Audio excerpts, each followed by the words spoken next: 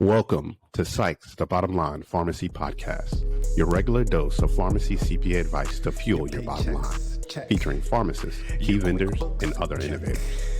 Your checks, yes, you can call me.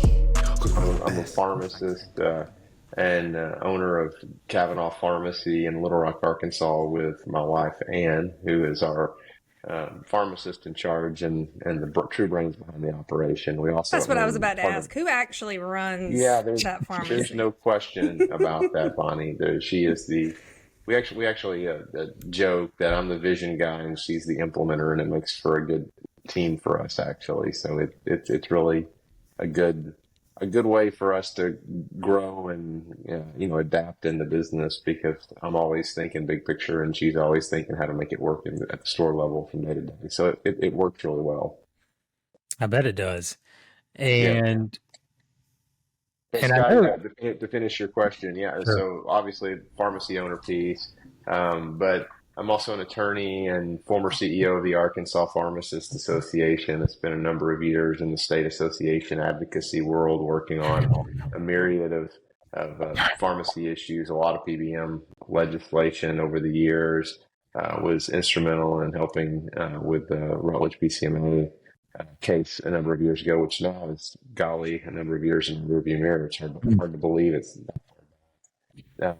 And then I also have a government relations firm that I'm a partner in Arkansas called Impact Management Group, where I do a lot of healthcare advocacy work at the state level and then also healthcare consulting across the country. And one of the things I've gotten to do is work a little bit with NCPA the last couple of years on trying to bring a pharmacy owner's perspective, former state association's perspective to the table on, how can NCPA better touch pharmacists on the ground where some of their needs are. And so I've always appreciated that perspective about Doug and his team at NCPA, trying to make sure they keep their pulse on the ground of owners around the country. So appreciate Scott, that very much.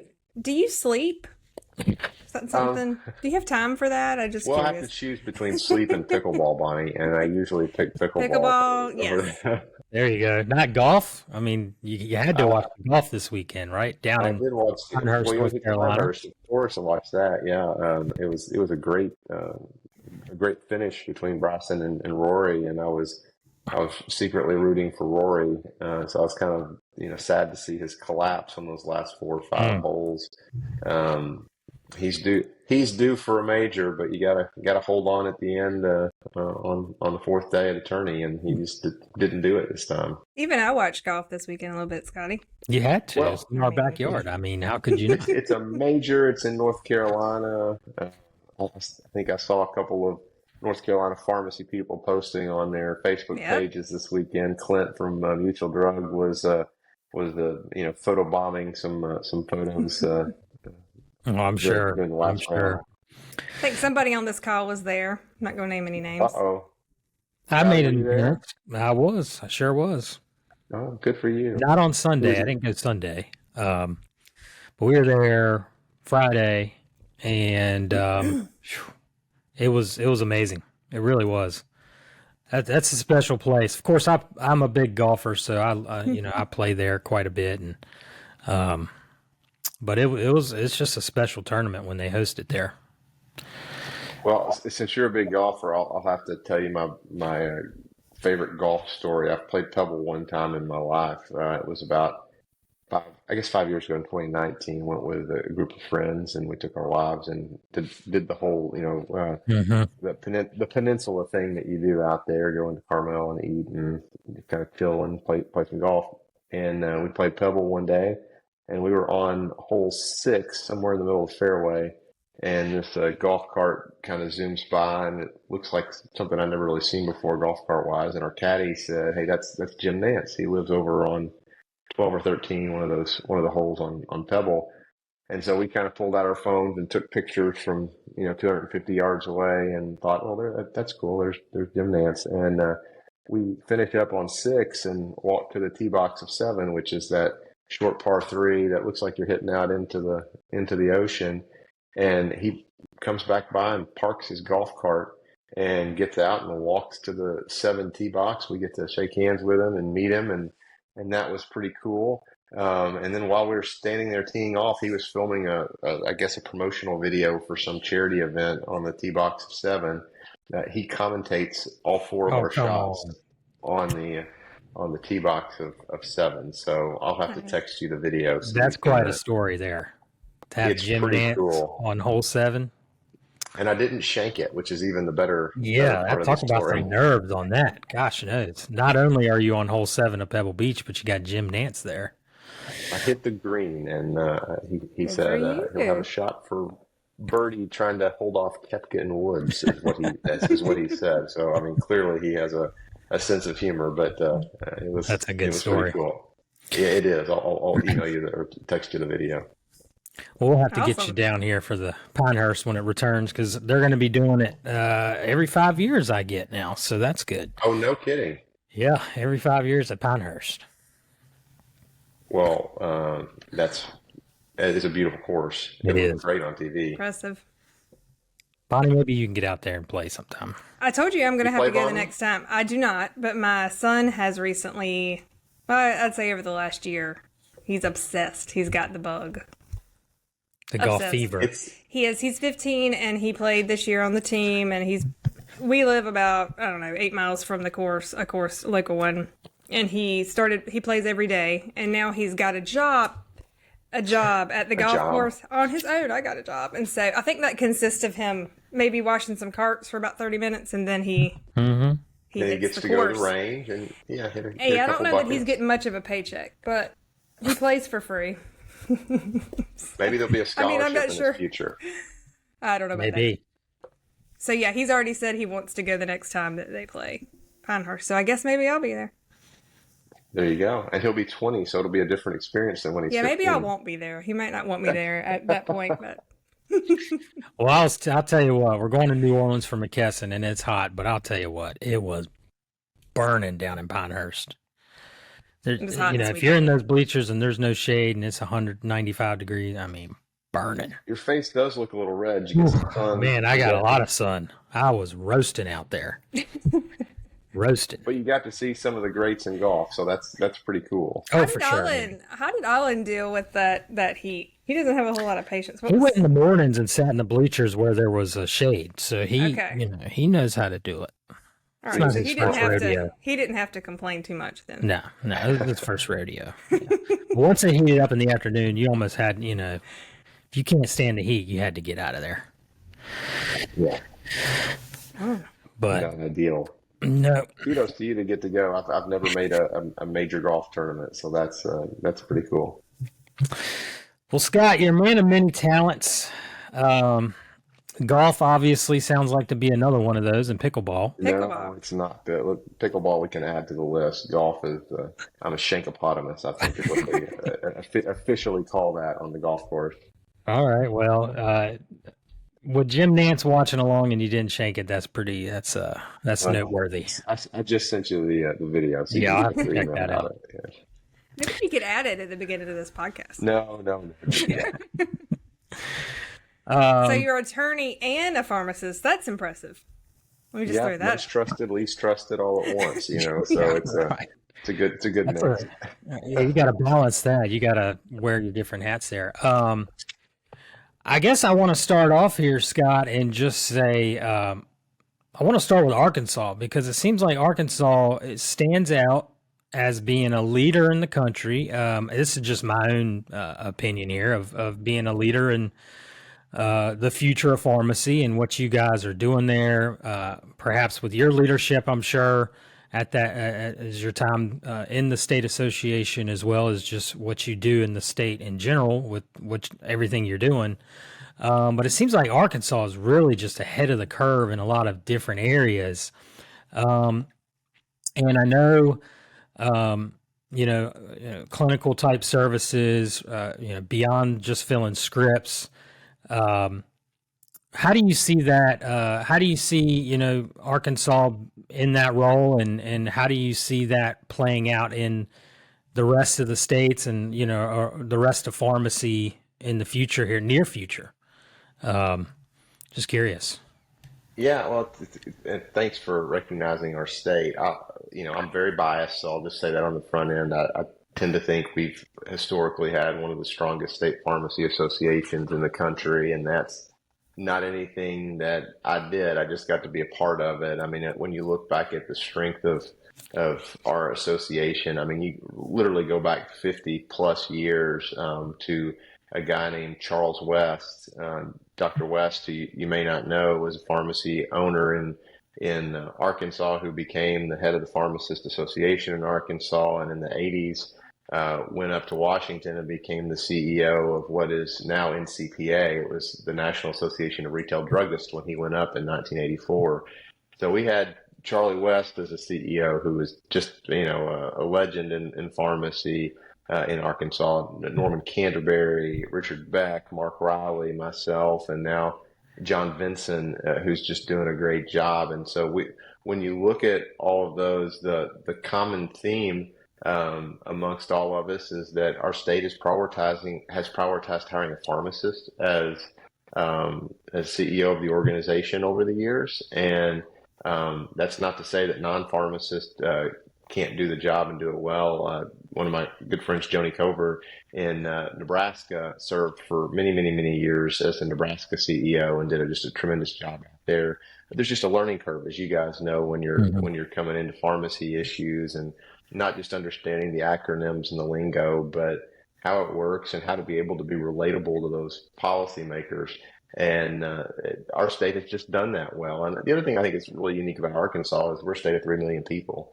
And so, when Bill Clinton ran for president in 1992, one of the reporters asked him, "Why do you relate so well with people?" And he said, "Well, in my state, back when he was governor, he said, there's a chance if a factory closes or someone gets laid off, I know one of those people personally, because our state is that small and interconnected." And that's still true all these 30 plus years later. If something happens, good or bad or indifferent, in the state of Arkansas, we know those people personally, whether they're legislators or business people who are making decisions on health benefits, etc. Doesn't mean we always get our way, but it generally means we always can get an audience. And I think that type of personal relationship and cutting through the bureaucratic layers of whatever it happens to be makes us unique. And I know a lot of states probably have similar setups, but for us, there is no 6 degrees of separation in our state. There's a degree and a half type of a deal. And I think that's a real important thing and a testament to the power of relationships. So that's really good. The other thing that I think makes Arkansas unique is that we are still one of a handful of states, 4 or 5, that have more independents than chains in our state. That's awesome. And so when people think of pharmacy in Arkansas, they don't think of a boarded up Rite Aid like they're about to in Michigan and Ohio now, because I saw they were closing another 35 or 40 of those yesterday. Yeah. They think of, Bob's Corner Pharmacy on the corner of Main and Pruitt Street or whatever town it happens to be in. And to me, that continues to bring home the importance of not just what we do as a profession, but what we bring to a community. And our state still values that. And I think that's really an encouraging thing. It's interesting you mentioned that. We have a lot, strangely enough, a lot of clients in the state of Arkansas. And I remember one of the first ones I started working with in Arkansas years ago, that was one of the first things, what you just described is what she told me. Is she's like, the networking within your state is so great. She's like, I have relationships with people all over the state. If I have a question even about her software, she's like, I know I can call anybody and everyone's willing to help. So, and we continue to hear that with other Arkansas clients that pop in with us. So kudos to you guys. Well, I'll give you an example. Just last night, one of my good friends, who I think happens to be a client of yours, Spence Mabry at Economy Drug in Berryville, Arkansas. I was on a walk with my wife after dinner last night, and he texted me and said, "Hey, dude, which A1C test do you guys use in the pharmacy?"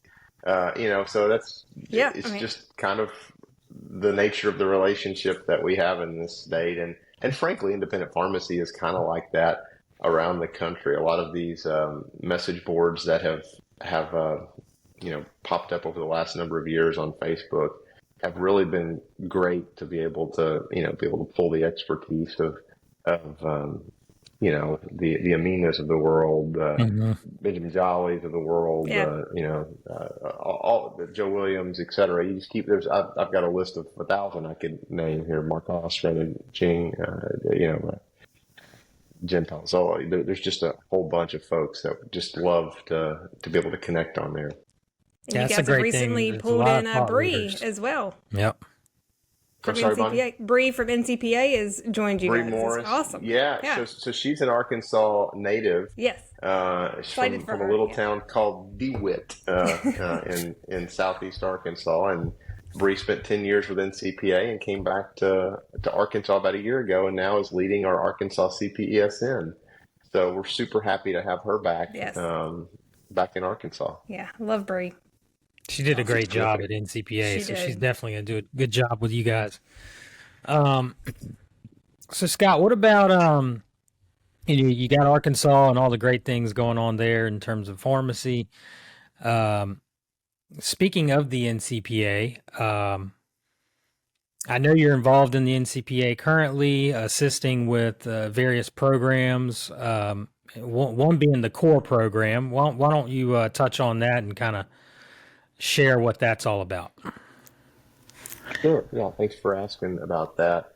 Let me just start off by saying NCPA has a special place in my heart. That's part of where I started my professional career after I graduated pharmacy school. I did NCPA's executive residency a couple of decades plus ago, right as they were getting that program started. I think I was their second resident, and then I stayed on staff for a couple of years working under Doug Hoy and Catherine Kuhn when they were both more junior in their positions before Doug ascended to the peak of NCPA leadership there.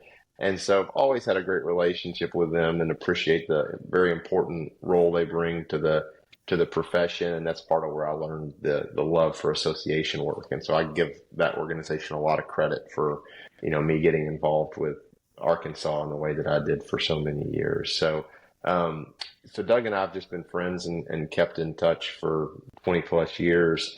And about a year and a half ago, we were talking and he was saying, hey, I know there are holes that exist in pharmacy education and pharmacy training as a result of PDS going away, that pharmacy development services that existed down in Florida. And they did some good programs with PDS. They had a couple of different lines of what they did, right? They kind of figured out how to do that. There was the quick make a buck stuff that they did, but then there was also the how to build yourself as a better leader and a business owner. And I think that piece of how to build yourself as a better leader and a business owner really fell off after PDS went away. And I think that was a shame. And kudos to Doug and his team for recognizing that there was a gap in that type of education for pharmacy owners in the marketplace. So we just kind of brainstormed and thought, what can NCPA do to help fill that gap that existed? And one of the things we did a member survey, and I just am consulting with them, so I'm not on their full-time payroll or anything. Interested member who's consulting a little bit with them. But one of the things I said is we need to ask pharmacy owners what they think and what they want and what they need before you go out and just build something. And so they did that. And one of the things that I thought was really interesting was the overwhelming theme from the independent owners that they haven't been really taught how to be good leaders. They're learning on the job training, and they haven't really been taught to be good marketers. They've learned through on the job training. And, the same way when it comes to managing finances and figuring out how to make their store work as efficiently as possible. I can tell you in my pharmacy school training, we had a single pharmacy management class. And while we did a project and it was fun, none of it really involved putting my own money at risk and trying to, build an airplane while you're flying it. And I think that's what a lot of pharmacy owners have to do every day and most of them don't have MBAs, and most of them don't have CPA backgrounds, but they're still flying a $4 or $5 million a year business, and trying to learn as they go. And with the margins that we have today, it gets harder and harder to have room for error. And so that survey told us that stuff. And so we started brainstorming, and Bree was a big part of this when she was still at NCPA. How can we build a program that plugs some of the holes that these owners are telling us that they recognize that they have, but don't necessarily have the time or the dedicated part of their day to go and build it for themselves? And so a couple of things came up. So Kelly Babcock and Terry Norville, a couple of names that you may know in the leadership space. They were actually part of PDS for a great number of years through their leadership training programs and advanced leadership programs that cycled through a number of probably several hundred pharmacists over an 8 or 10 year period. And people loved them, and they believed not only in the theory that they were teaching, but the practicality of what they brought to the table. And so I had never been a part of their program before. So one of the first things we did is I just wanted to experience it and see, is there some there? And so I went down to Florida last year and went to one of their intensive, long 3-day weekend programs, and was really impressed with their passion,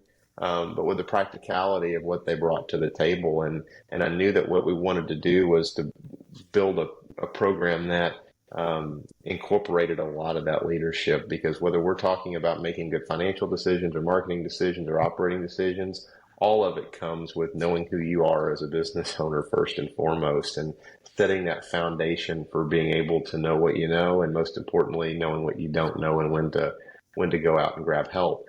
And so we built that program around that leadership piece first and foremost. And I keep on my desk, this is my materials from their 3-day intensive weekend that I did with them last year, and I reflect back on it multiple times a week, because I'm always pulling something from what I heard and teasing out, okay, why did I react that way to a situation? How could I have reacted better? It's those little things that we all probably think about but don't spend enough time figuring out how to change it for the next time.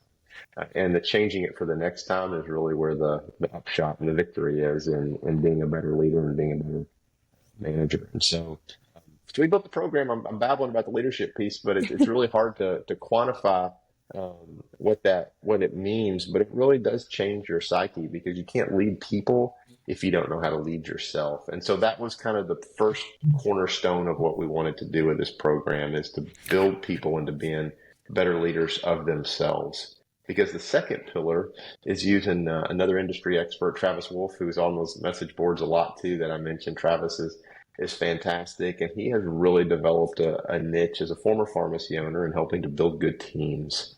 And so we're going to build yourself through Terry and Kelly, and Travis is going to be there helping you to use that self-leadership to turn around and help lead your team, which is going to be great. And then we heard from those pharmacy owners that there's still some subject matter areas that, even though they've built on the job training expertise in finances and marketing and operations, they still need more.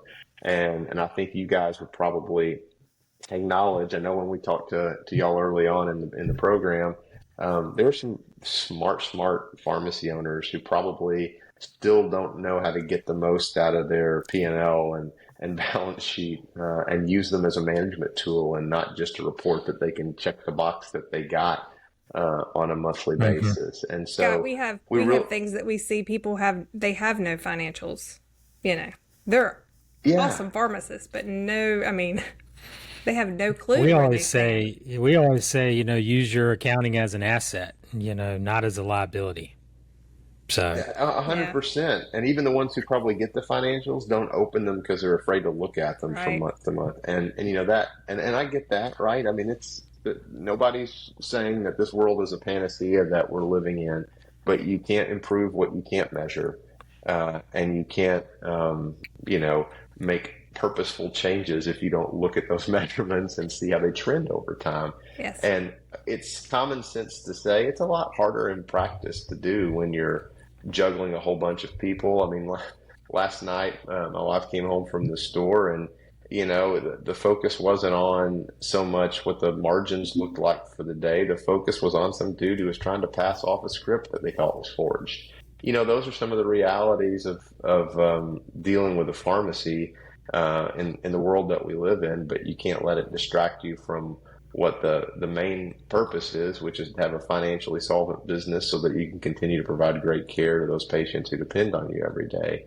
And at the heart of what the core is gonna be working on is building those leadership skills so that you can build those foundational business skills, those finances, which you guys are going to be a big part of, and we're so grateful for, and the operations and the marketing pieces. And we're going to have Dave Weinland at Hamaker as a part of those, and some other experts that are going to plop in during the course of the year to help us with inventory and other, just key things that are important to managing a business.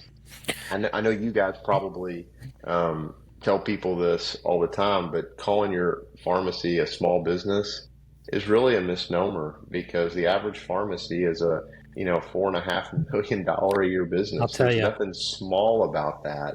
And I think if you call it a small business, you're going to have a small business mindset. And that's one of those really important things that we've got to change for people. I tell folks all the time, we specialize in pharmacy, so on and so forth. And I tell them, the average pharmacy is about $5 million in revenue, and they have no clue that was even near what a pharmacy is doing. Mm-hmm. So these are big businesses. These are some serious business going on here in these pharmacies. But just like the ownership workshop that the NCPA does, NCPA puts on a first-class program. They do not mess around when they put together these programs. So I'm sure this is going to be an excellent program.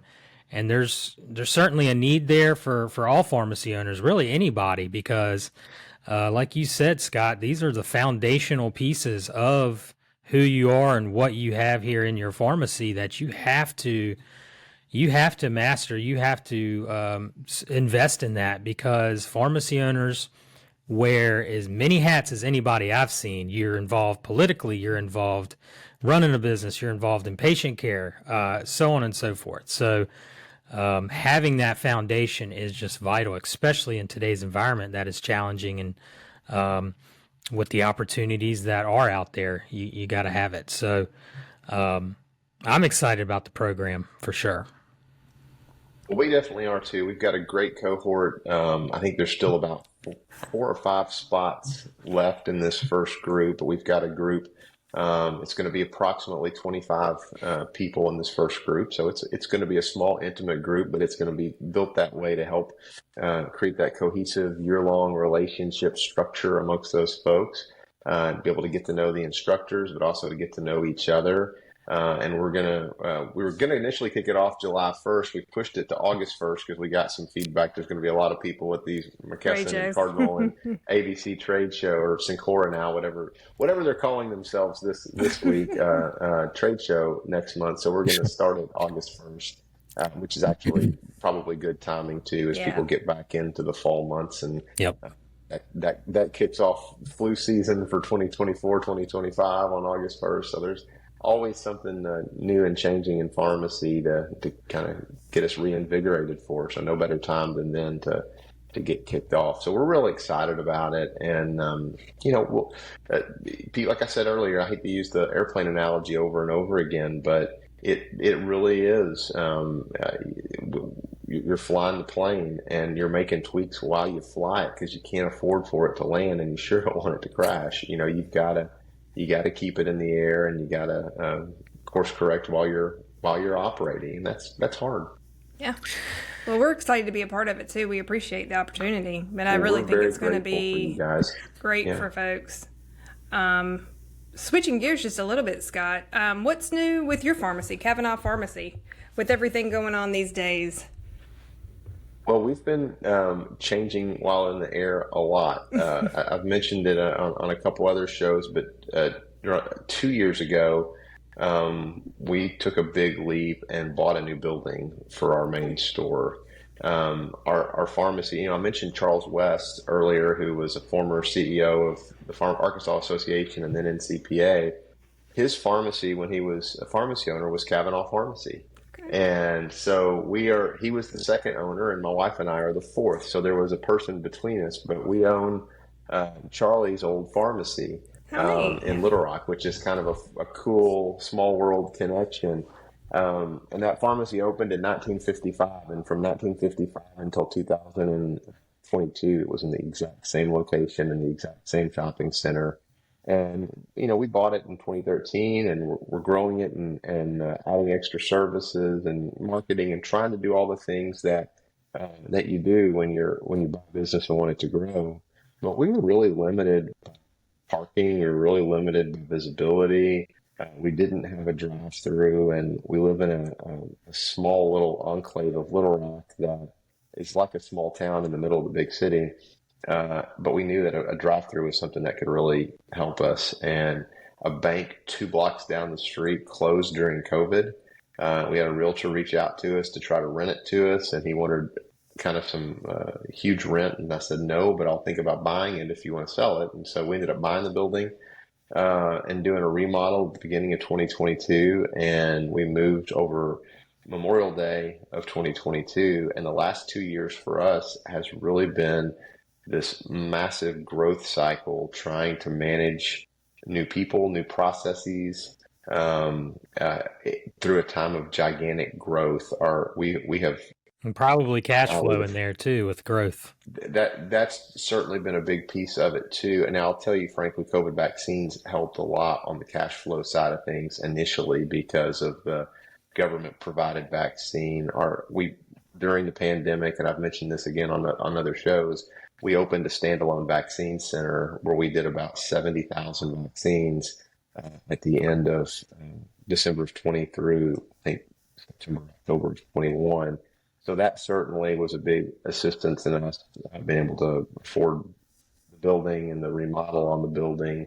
And it also was a big assistance in us helping to, expand the population of patients who knew about this and wanted to use us because of the service that they experienced.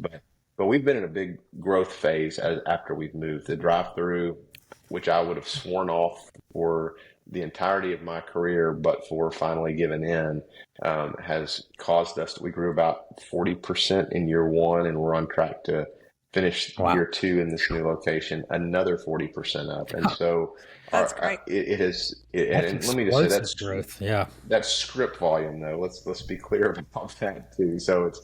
You're managing your script volume growth and treading water sometimes on gross profit. So in terms of total dollars. So my friends who measure their gross margins and percentages, which I think you've got to do to kind of benchmark it. I remind people I spend dollars, not percentages. And so, it's we got to watch both of those as we're growing to make sure that we've got the dollars to cash flow it, the personnel to run it, and then the processes to make it as efficient as possible. And so, Bonnie, we had to add a vial filling robot. We never had that before. We had the strip packaging machine, and frankly, during COVID, we neglected that because all of our focus went to point of care testing and to vaccines. And so we have been revitalizing and growing that. And Jerry Med's been a big part of that, and we appreciated that.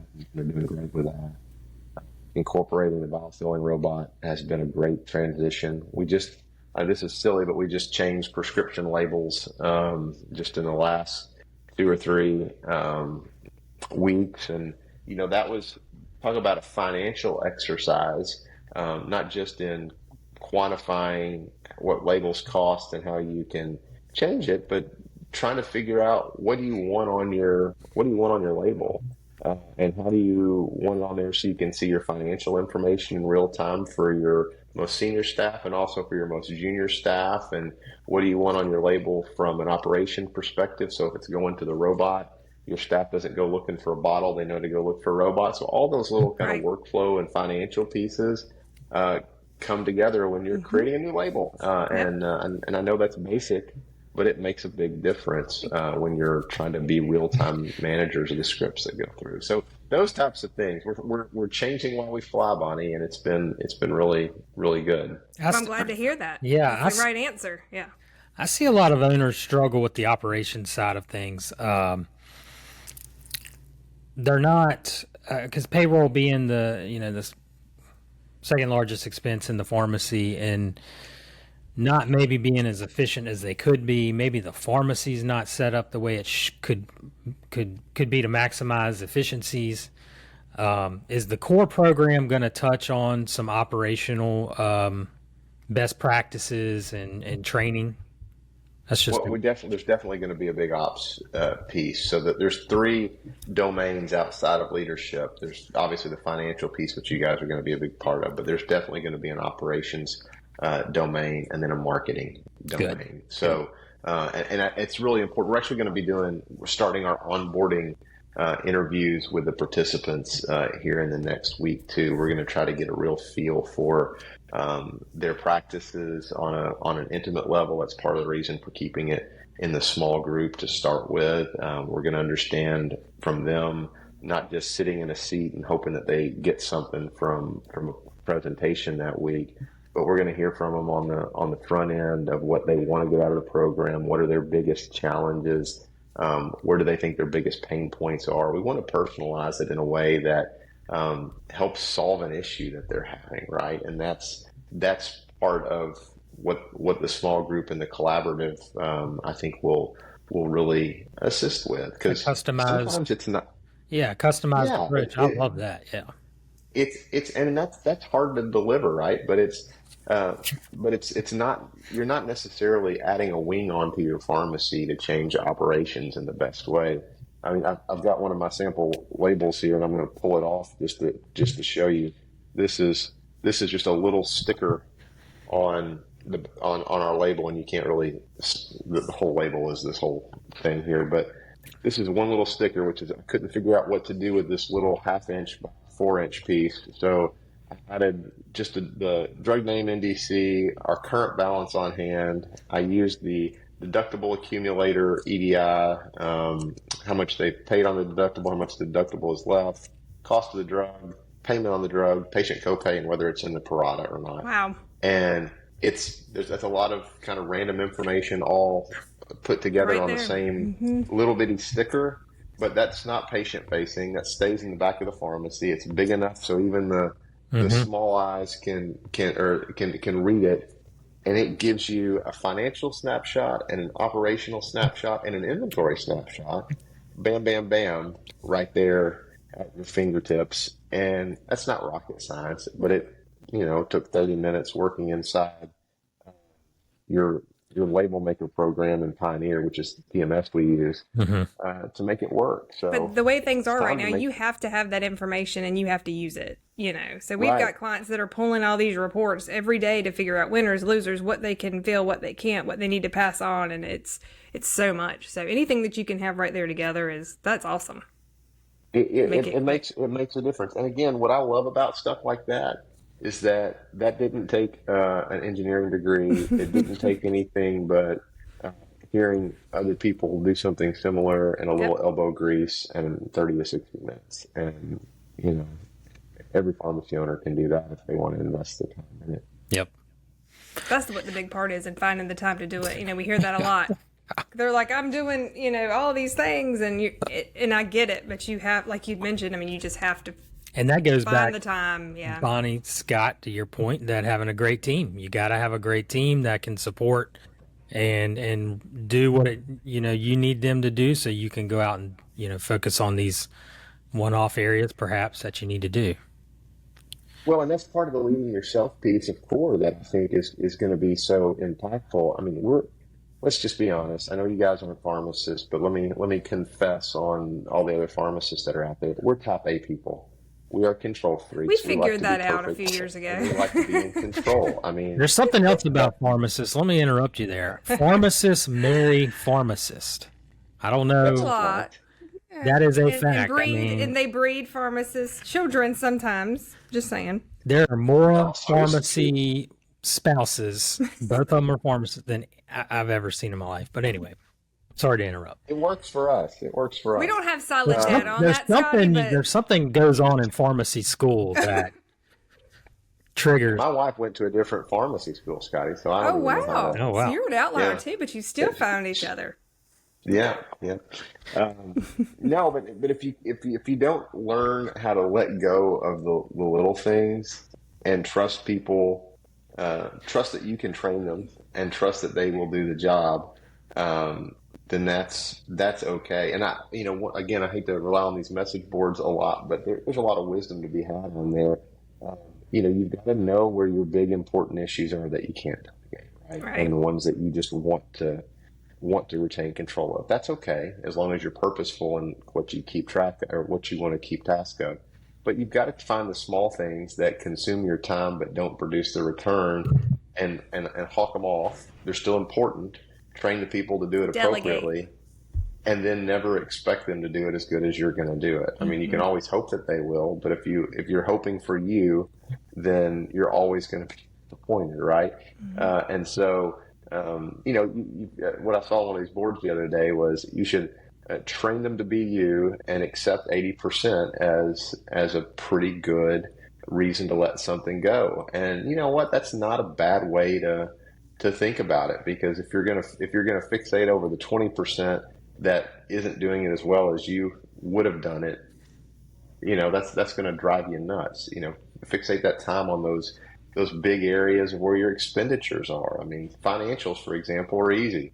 Cost of goods and people are your biggest expenses. So spend most of your time trying to figure out how to make those pieces most efficient, right? That's really where the money is. And the finance piece of it, even if it's a label or even if it's something of lesser expense, people lose sight that if that goes down $1, that dollar doesn't disappear. It goes to your net profit line, for example. Right. So, every piece of efficiency finds its way to the right slice of the pie on the pie chart, which is the net profit. But you got to be purposeful in how you slice to get there. And you know who really gets that is I've noticed, because I love to speak with multi-store owners, especially those that have 15 and 20 stores. And that's always kind of a question of mine, is like, how do you do this? Like, how do you sleep? How do you manage that? And it's always the same answer, is they find a key person that they can trust, that can handle it in almost every location.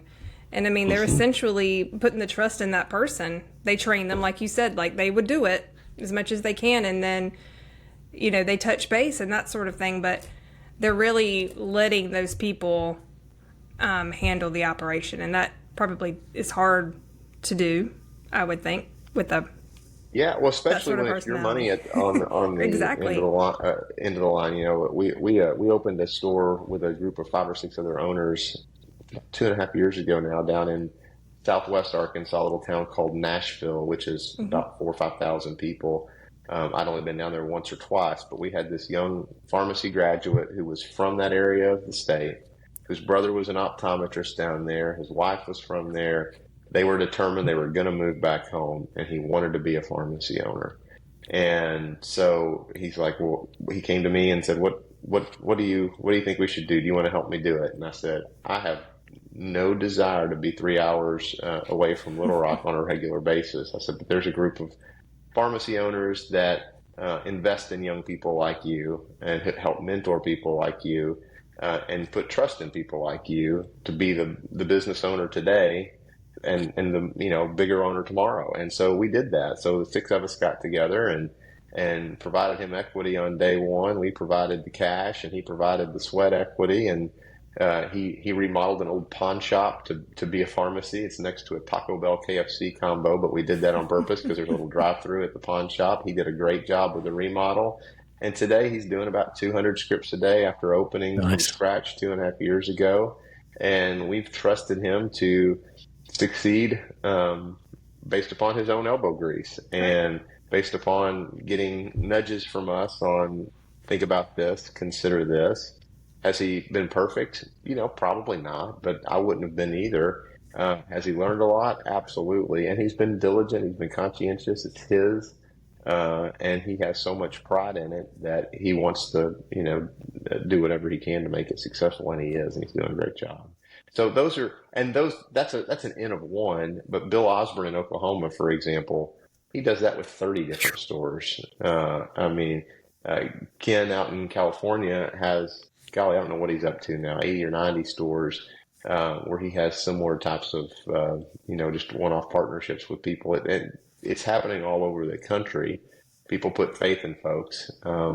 But it's a leap of faith to do that. It's jumping off the high dive when you haven't done it before, and figuring out it's not as scary once you're in the pool than it was at the top before you jump in. That's right. Scott, I want to switch gears real quick. I know we're coming up on our time here, but we've gotten past hopefully, knock on wood, Almost. at this point, we've gotten past the DR fee craziness. Double DR fee Hangover is gone, yeah. And I don't want to spend any more time on that. I think we've all beat that to death. I mean, we're out of that. Let's move forward. Where do you see, how do you see PBM reform unfolding in the months, years ahead? What's your kind of outlook here for pharmacy going forward? Well, I'm very bullish that we're on the right track in putting guardrails around the PBM industry. I'm also very pragmatic that they're following the hockey puck better than we do sometimes in terms of anticipating what's next. And I think we've got to get better at that. I think there are a number of states, give credit to West Virginia and Kentucky and Tennessee, who have moved to a true cost plus professional fee model in their states, in the commercial sector and in their managed Medicaid sector, that are bringing a fair floor to the table.